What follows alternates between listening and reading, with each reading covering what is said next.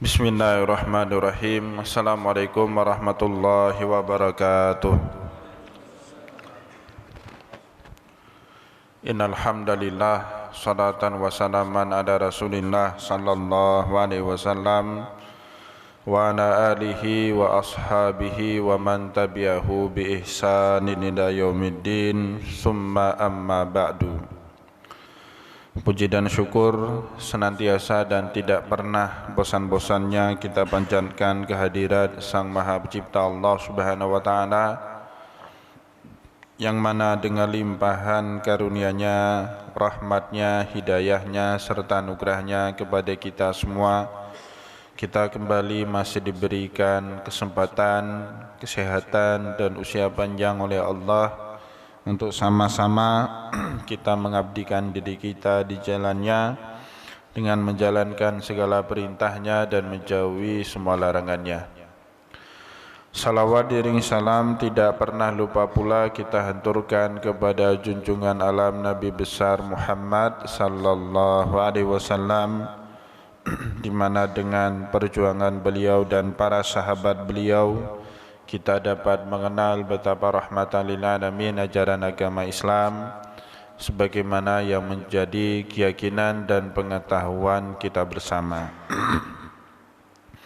Bapak Ibu kaum muslimin dan muslimat yang dimuliakan oleh Allah, mari pada kesempatan subuh yang mulia ini, sambil kita berniat i'tikaf di rumah Allah, kita kembali lanjutkan pengajian hadis kita dengan kitab Sahihul Bukhari. Dan insyaAllah kita pada subuh ini masuk ke dalam bab keempat dari kitab yang kedua. Kitab kedua dalam Sahih Bukhari berjudul Kitabul Iman, kitab pembahasan tentang iman. Dan insyaAllah pada bab keempat ini diberi judul oleh Imam Bukhari, Babul Muslimi man salimal muslimuna min lisanihi wa yadihi. Jadi yang namanya muslim adalah yang menyalami muslim yang lain baik dengan lisan maupun dengan tangannya. Ya, ini penting sekali bab ini ya, karena diidentikan oleh Rasulullah sallallahu alaihi wasallam, seorang muslim itu adalah yang senang menyalami muslim yang lain baik dengan lisan, ya misalnya ucapan tahiyat Islam ya. Wa idza huyitum bi tahiyyatin fahayyu bi ahsana minha aw rudduha. Ucapan assalamualaikum itu ya, jadi ucapan assalamualaikum adalah cara salam Islam dengan lisan, atau salam dengan menggunakan yadi, dengan menggunakan tangan. Dalam hadis yang lain Nabi Muhammad juga pernah bersabda, tasafahu zahabal ghilla min qulubikum. Kaum muslimin, senanglah kalian berjabat tangan, karena dengan seringnya kalian berjabat tangan hilang kedengkian di dalam diri kalian. Ya tidak mungkin lah orang yang berjabat tangan kemudian masih punya rasa dengki antara sesama mereka. Meskipun punya, dengan proses jabat tangan itu akan tereduksi, akan berkurang. Kalaupun mereka masih ada dendam, masih ada rasa marah antara sesama mereka. Maka kemudian dari hadis Nabi ini Imam Bukhari memberikan judul bab keempat dengan matan hadis itu ya. Jadi hadis ke-10 bunyinya hampir sama dengan bab atau judul bab nomor 4, Al-Muslimu man salimal muslimuna min lisani wa yadih. Yang namanya muslim itu harus senang menyalami muslim yang lain baik dengan lisan ya, seperti assalamualaikum, wa idza huyitum bi tahiyyatin fahayyu, jadi dengan ucapan assalamualaikum, atau dengan tangan ya, misalnya Rasulullah tadi berkata dalam hadis tasafahu, selinglah kalian berjabat tangan, yadhabul ghillam min qulubikum, dengan jabat tangan kalian itu akan hilang kedengkian di dalam diri kita. Nah, Bapak Ibu kaum muslimin dan muslimat yang dimuliakan oleh Allah, dalam bab keempat ini Imam Bukhari mencantumkan hadis nomor 10 ya di dalam Sahih Bukhari. Hadis ini sendiri sampai dari Imam Bukhari kepada Rasulullah sallallahu alaihi wasallam melalui jalur 5 orang perawi. Jadi di atas Imam Bukhari sehingga sampai kepada Rasulullah ada 5 orang perawi yang menjembatani beliau sehingga mengetahui hadis ini langsung dari Rasulullah sallallahu alaihi wasallam. Yang pertama, beliau tentu menemukan hadis ini dari guru beliau, maka kemudian Imam Bukhari menggunakan lafaz tahammul wal ada ya. Lafaz tahammul wal ada itu maknanya lafaz yang digunakan oleh para perawi untuk menyampaikan atau memberitahu dari mana beliau mendapatkan riwayat atau cerita itu.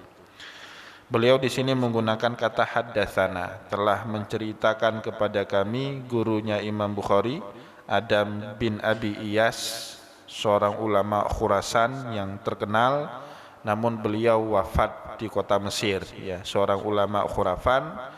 Tapi seperti juga Imam Bukhari merantau kemana-mana untuk mencari hadis, maka beliau ini wafat nanti kelak di kota Mesir ya. Haddatsana Adam bin Abi Iyas qala haddatsana Syu'bah.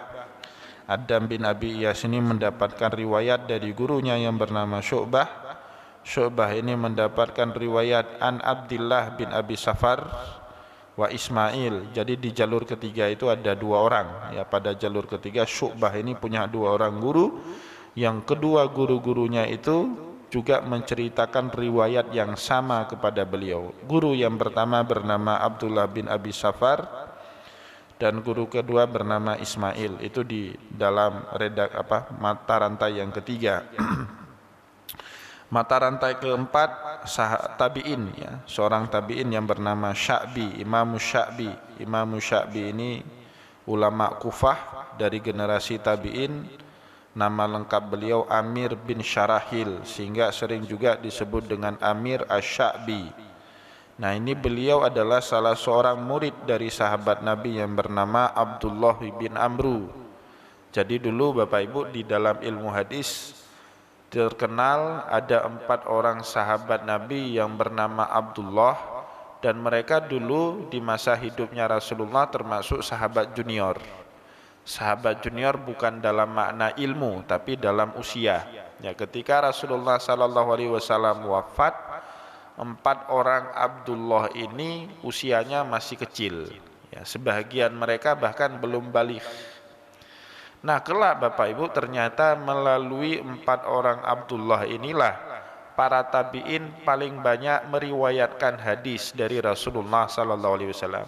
Karena ketika Nabi Muhammad wafat, para sahabat-sahabat senior itu rata-rata usianya sudah sepuh, sehingga membuat mereka punya keterbatasan untuk mengajari ilmu agama termasuk juga hadis kepada generasi kedua para tabi'in. Dan mereka sahabat sepuh ini kadang-kadang juga disibukkan dengan aktivitas mereka masing-masing. Abu Bakar misalnya repot mengurusi khalifah, jabatan khalifah beliau.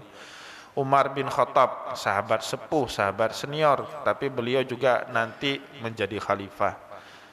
Begitu juga dengan Utsman, Ali, atau sahabat-sahabat pedagang seperti Sa'ad bin Abi Waqqas, Abdurrahman bin Auf. Mereka sahabat senior, banyak tahu ilmu agama dan hadis dari Rasulullah, tapi karena kesibukan mereka yang sangat padat dan usia mereka juga sudah mulai tua, sahabat ini kurang banyak berinteraksi dengan generasi berikutnya, dengan generasi tabi'in. Namun Bapak Ibu yang dimuliakan oleh Allah, biasanya generasi kedua ini, generasi tabi'in, mereka banyak berguru kepada sahabat-sahabat junior.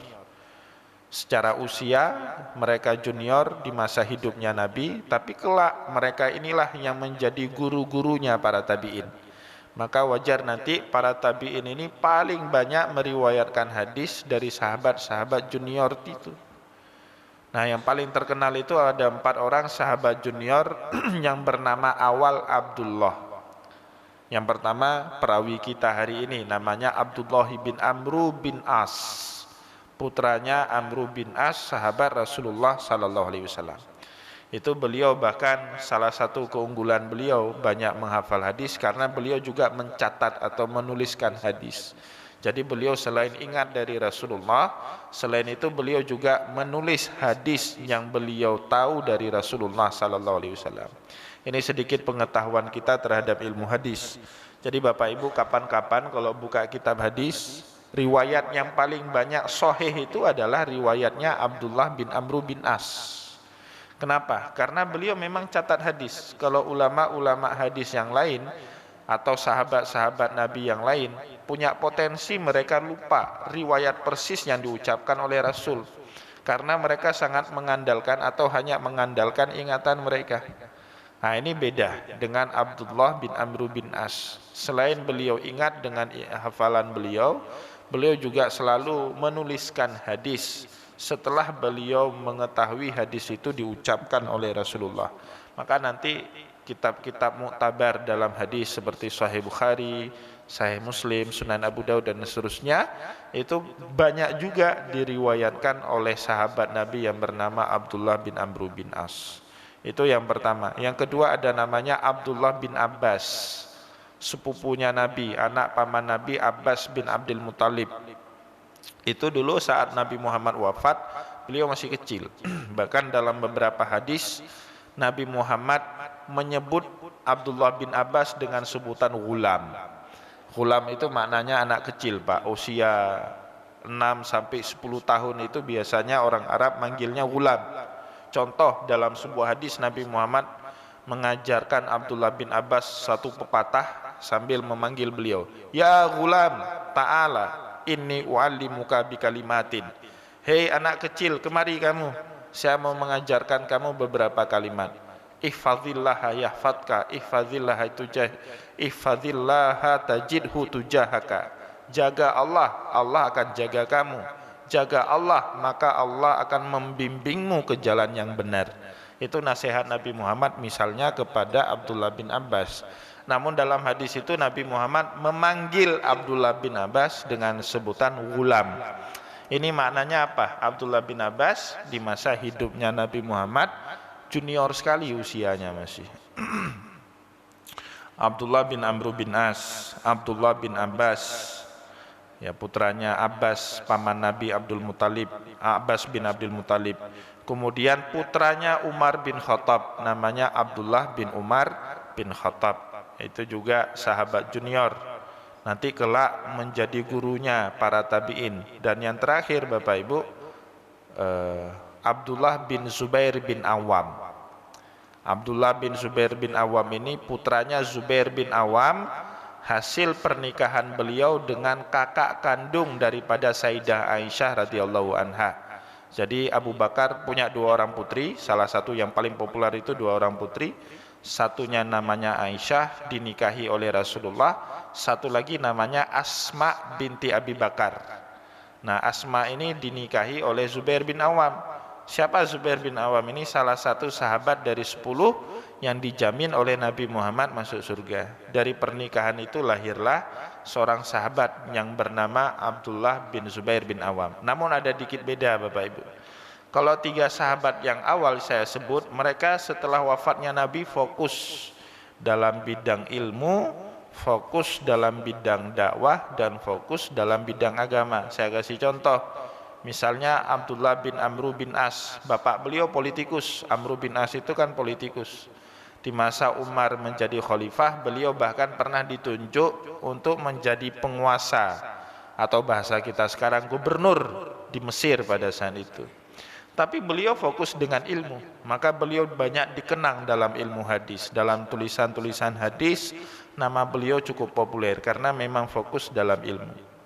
Begitu juga Abdullah bin Umar bin Khattab, putranya Umar bin Khattab. Bapak beliau politikus, tapi beliau ini ulama murni, tidak mau campur-campur tangan dengan politik. Bahkan yang paling menarik Bapak Ibu, menjelang Umar bin Khattab wafat, Umar bin Khattab buat tim formatur untuk memilih siapa khalifah yang akan menggantikan beliau. Jadi ditunjuklah 7 orang sahabat. Ya. Dari 7 orang sahabat, salah satunya adalah putra beliau sendiri, Abdullah bin Umar bin Khattab. Namun Bapak Ibu, wejangan atau dekrit daripada Umar, si Abdullah ini, putra beliau ini, cuman punya hak pilih, tapi tidak boleh dipilih. Hanya untuk menengahi kalau terjadi deadlock, karena 6 orang ini seperti Utsman, Ali di situ, Abdurrahman bin Auf, ya, Zubair bin Awam, kemudian Talhah bin Ubaidillah, Ubaidillah bin Jarrah. 6 orang sahabat ini Bapak Ibu, mereka punya hak untuk memilih dan juga boleh dipilih. Seandainya nanti terjadi deadlock 3-3, siapa yang menengahi? Abdullah bin Umar bin Khattab. Tapi ini diamanahkan oleh Umar. Anak ini cuman boleh punya hak pilih, tapi dia tidak boleh dipilih. Dan anak-anak beliau tidak ada satupun yang boleh menjadi khalifah, diamanahi seperti itu.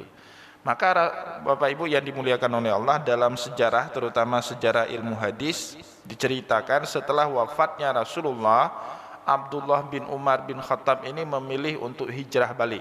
Beliau meninggalkan kota Madinah untuk pulang ke kampung halamannya di Mekah, karena kan beliau orang Mekah aslinya, lahirnya di Mekah. Bapak beliau Umar bin Khattab juga orang Mekah, dari Bani Makhzum, ya, di kota Mekah. Balik ke kota Mekah, ya, hidupnya di kota Mekah. Nah, sehingga beliau sangat dikenang dalam ilmu hadis. Apalagi Abdullah bin Abbas, sepupunya Nabi itu, nah itu terkenal sekali ulamanya para sahabat. Ya, Rasulullah bahkan pernah mendoakan beliau, Allahumma faqihu fiddin wa alimhu ta'wil. Ya Allah, berikanlah Abdullah bin Abbas ini pemahaman yang sangat mendalam dalam ilmu agama, dan ajarilah dia kemampuan menafsirkan Al-Quran. Maka kelak sosok sahabat Nabi yang paling ulung dalam memahami Al-Quran ini adalah Abdullah bin Abbas.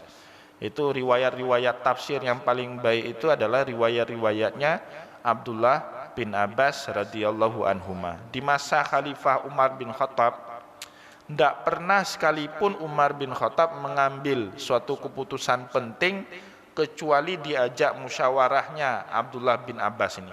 Jadi di masa Umar bin Khattab menjadi khalifah, Abdullah bin Abbas ini usianya masih 16 tahun, Pak.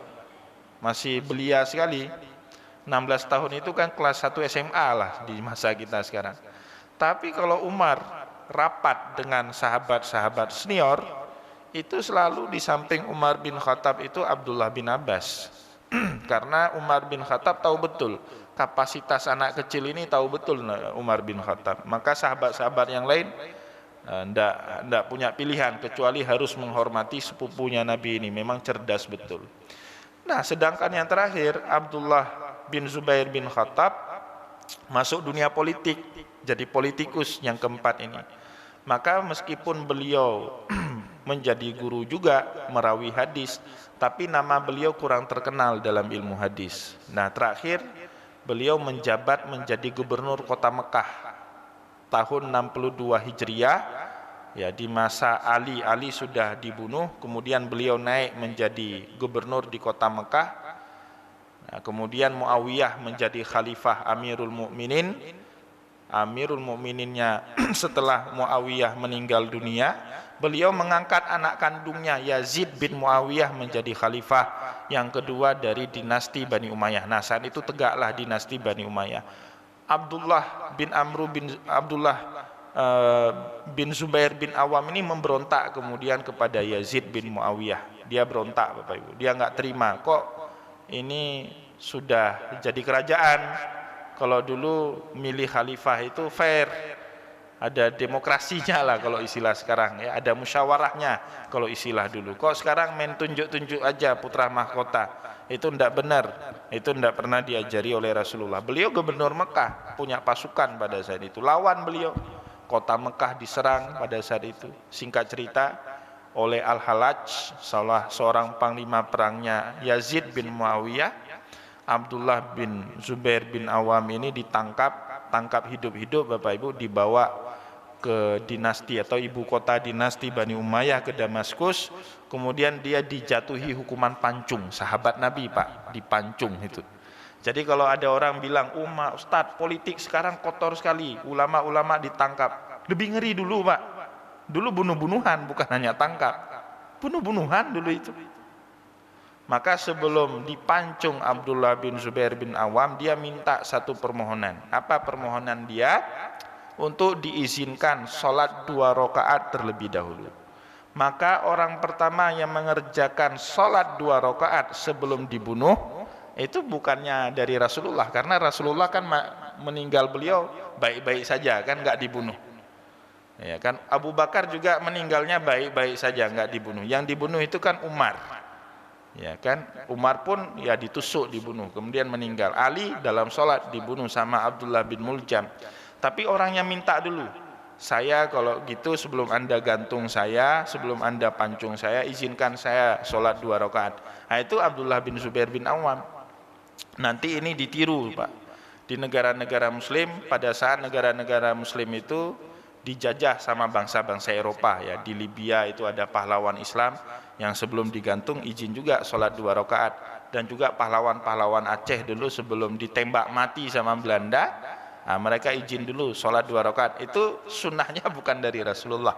Nah, ini penting untuk kita ketahui, karena tidak memada dengan sunnah Nabi. Kadang-kadang kita juga penting dengan sunnahnya sahabat Nabi, dan ini disadari betul oleh Rasulullah. Maka Rasulullah ya mengajarkan kepada kita bukan hanya sunnah beliau untuk kita pegang, tapi juga sunnahnya para sahabat beliau. Alaikum bisunnati wa sunnatil khulafa'ir rasyidina min ba'di addu 'alaiha bin nawajis. Peganglah oleh kalian sunnahku, ditambah oleh Nabi kemudian. Sunnah siapa? Sunnah sahabatku. Di antara yang disebut adalah khulafa'ur rasyidun. Addu 'alaiha bin nawajis. Gigit sunnah-sunnah itu dengan gigi gerahammu, kata Rasulullah.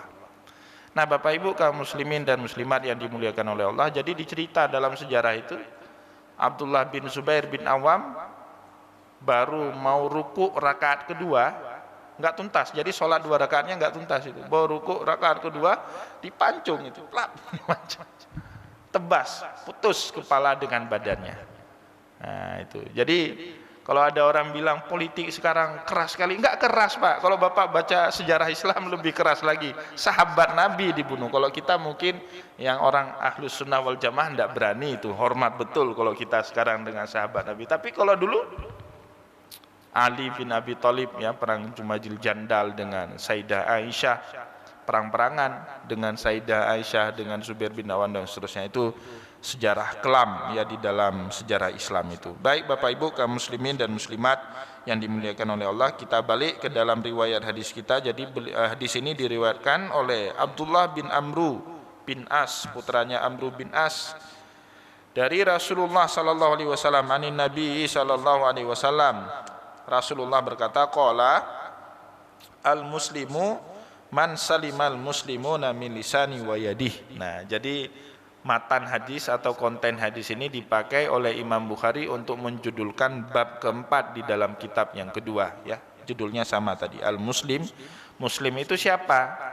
Salah satu yang diindikasikan muslim oleh Rasulullah adalah yang menyalami muslim yang lain, baik dengan lisan maupun dengan tangannya. Ini sudah menjadi komitmen Rasulullah. Nanti Bapak Ibu boleh baca hadis apapun, kayak-kayaknya Nabi Muhammad punya komitmen yang cukup kuat terhadap akhlak. Jadi kalau ayat pertama yang diterima sama Nabi itu Iqra bismi rabbikal ladzi khalaq, khalaqal insana min 'alaq, Iqra wa rabbukal akram, maka hadis pertama yang dibuat oleh Nabi atau ucapan yang pertama yang diucapkan oleh Muhammad dalam status beliau sebagai Nabi itu apa?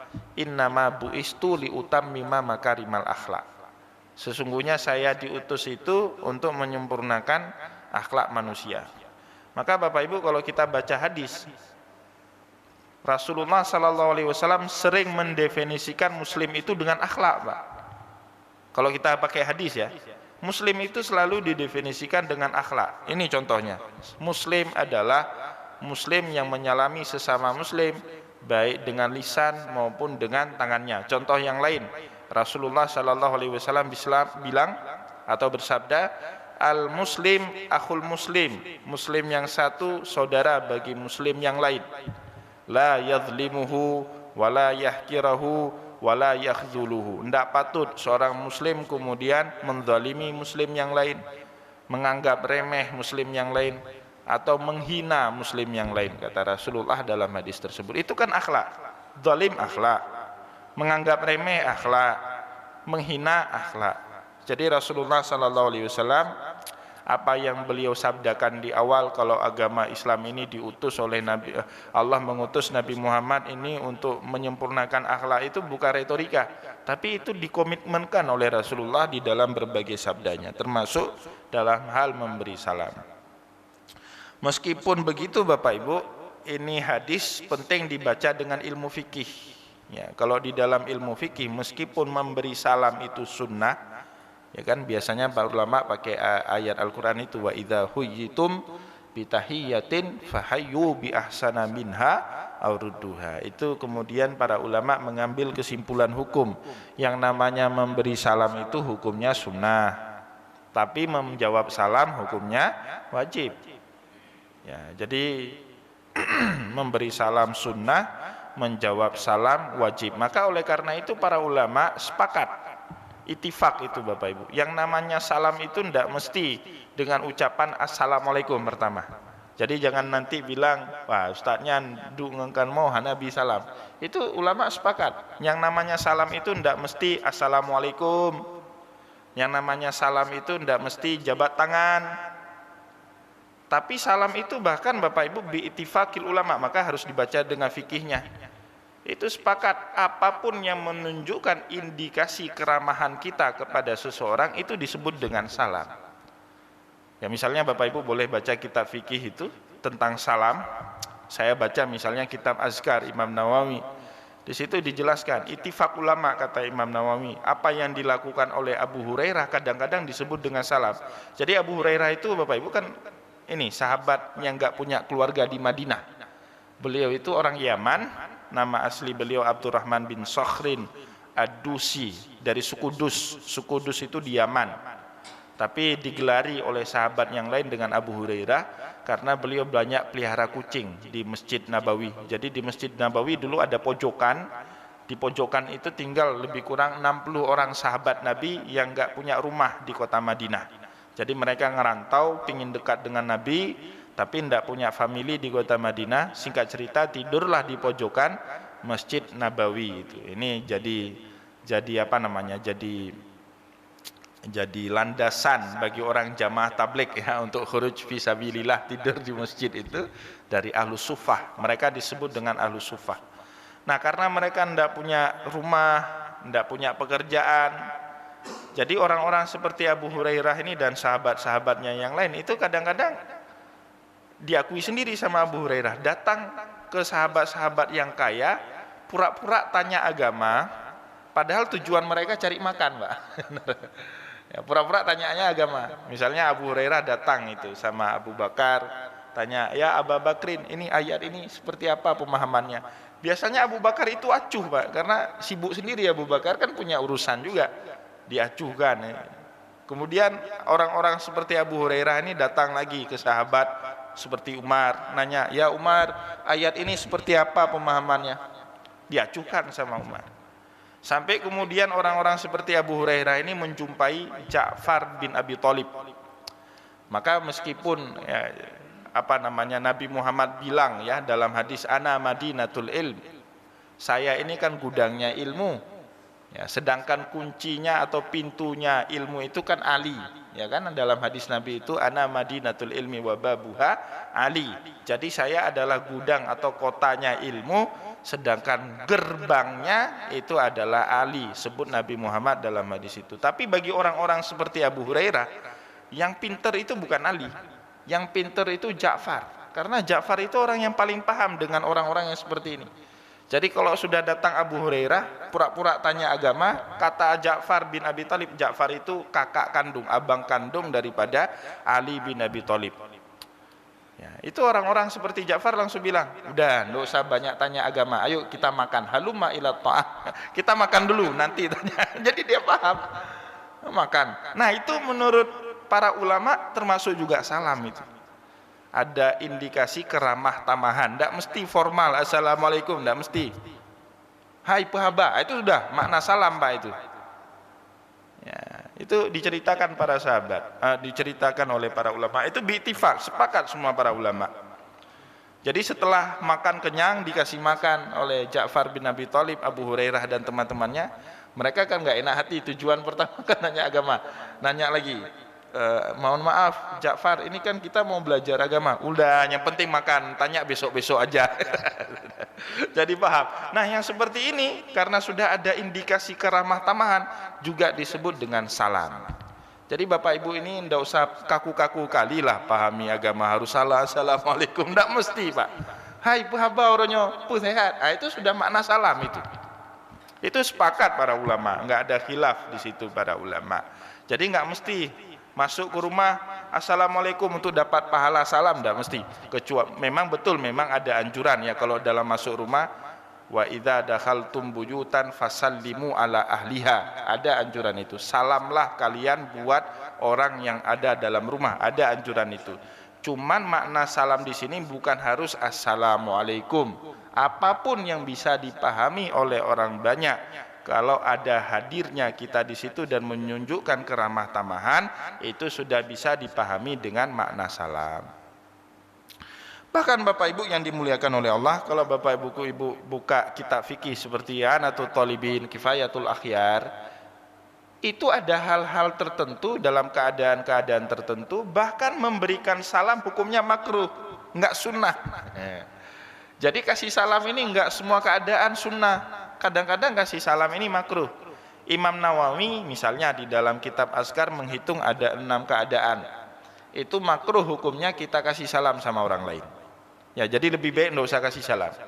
Misalnya Bapak Ibu ketemu orang yang lagi buang air kecil, buang air besar, kasih salam, assalamualaikum. Nah, itu makruh, bapaknya makruh.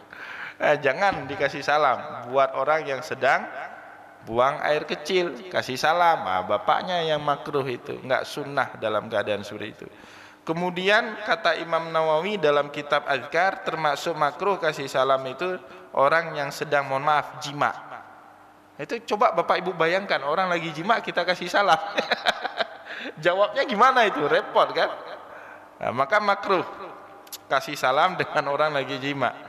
Termasuk makruh kasih salam orang yang sedang makan dan minum.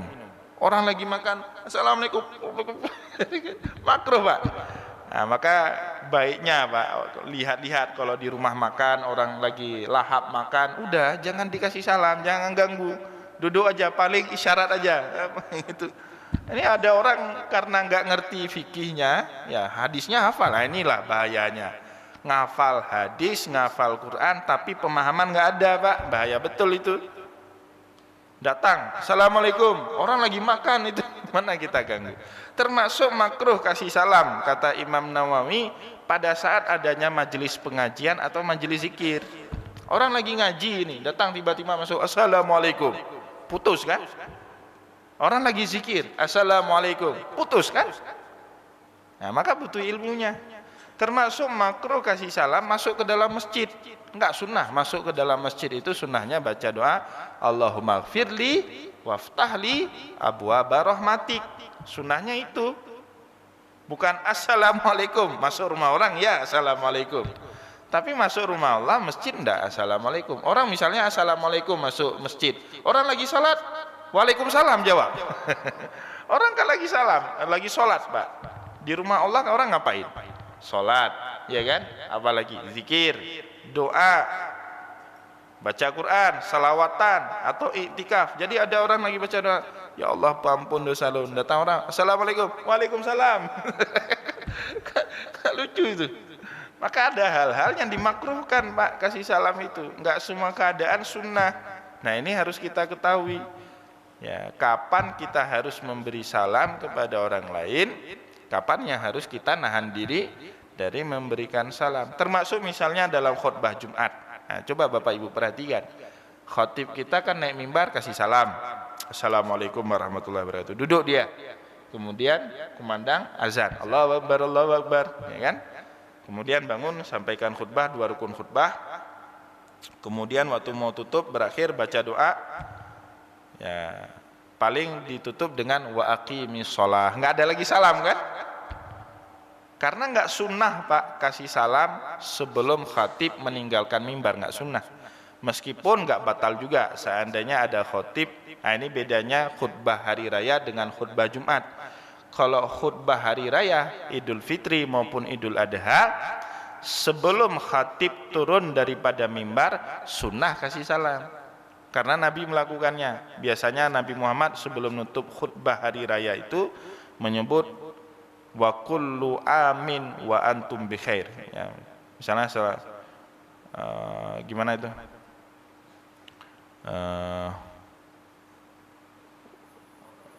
Taqabbalallahu min bukan, setelah tutup doa innallaha ya'muru bil 'adli wa ihsan wa ita'i dzil qurba wa yanha 'anil fahsya'i wal munkari wal baghi wa la dzikrullahi akbar wallahu ya'lamu ma tasnaun.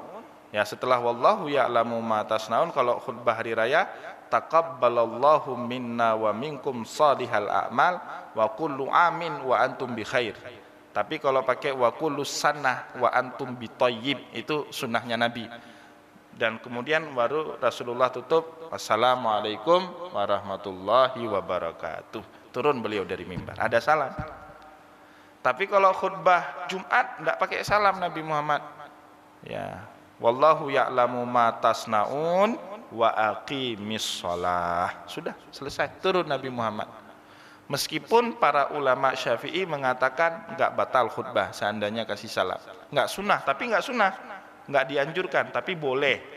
Ya, maka redaksi dalam kitab Kifayatul Akhyar itu wa yajuzul kalam qabla syuru'i fil khutbati wa qabla al-firaghi minha wa qabla shalah. Boleh kita memberikan salam sebelum kita memulai khutbah atau setelah kita memberikan khutbah sebelum kita mulai sholat, namun tidak sunnah. Maka baiknya khatib kan nggak kasih salam. Waktu Jumat itu khatib tidak kasih salam, tapi sunnahnya itu mengucapkan kalimat wa aqimis shalah, seperti itu. Baik Bapak Ibu kaum muslimin dan muslimat yang dimuliakan oleh Allah, satu lagi ciri-ciri orang muslim itu al-muhajiru man hajara ma nahallahu anhu. Jadi muhajir itu siapa? Al-muhajir itu diubah maknanya oleh Nabi Muhammad. Kalau dulu muhajir atau hijrah, orang hijrah itu orang yang pindah dari satu tempat ke tempat yang lain. Tetapi setelah Fathul Mekah, Nabi Muhammad mengubah hijrah dari pindah satu tempat ke tempat yang lain dengan hijrah meninggalkan yang dilarang oleh Allah Subhanahu wa taala. Maka disebut dalam hadis ini al-muhajiru man hajara ma nahallahu anhu. Orang yang hijrah adalah orang yang dulunya rajin berkubang dalam maksiat, tapi sekarang sudah punya kemampuan untuk meninggalkan hal itu. Itu namanya hijrah, diperbaharui maknanya oleh Rasulullah sallallahu alaihi wasallam. Maka dalam hadis Nabi Muhammad bilang, la hijrata ba'dal fathi. Tidak ada lagi hijrah setelah Fathul Mekah. Maknanya enggak ada lagi hijrah, berpindah dari kota Mekah ke kota Madinah. Kenapa? Pada saat itu kota Mekah sudah Islam semua. Dalam peristiwa Fathul Mekah, wa ra'aitan nasa yadkhuluna fi dinillahi afwaja. Orang berbondong-bondong masuk Islam setelah Nabi Muhammad berhasil menaklukkan kota Mekah. Nah, kalau kota Mekah sudah Islam semua, ngapain lagi hijrah? Enggak ada lagi yang namanya hijrah. Maka oleh karena itu Nabi Muhammad mengubah makna hijrah. Jadi hijrah dari satu tempat ke tempat yang lain menjadi hijrah meninggalkan hal-hal yang diharamkan sama Allah Subhanahu wa taala. Baik Bapak Ibu kaum muslimin dan muslimat yang dimuliakan oleh Allah, kita padakan bacaan kita pada subuh ini. Sebelum kita tutup pengajian kita pada subuh ini, saya berikan kesempatan kepada Bapak Ibu sekalian untuk bertanya jika ada hal yang ingin ditanyakan. Seperti itu. Ya, semoga ada manfaatnya apa yang kita sampaikan pada subuh ini. Saya mohon maaf jika ada kesilapan kata dan kesalahan sikap. Wallahu muwaffiq ila aqwamit thariq wa nasrun minallah wa fatun karib. Assalamualaikum warahmatullahi wabarakatuh.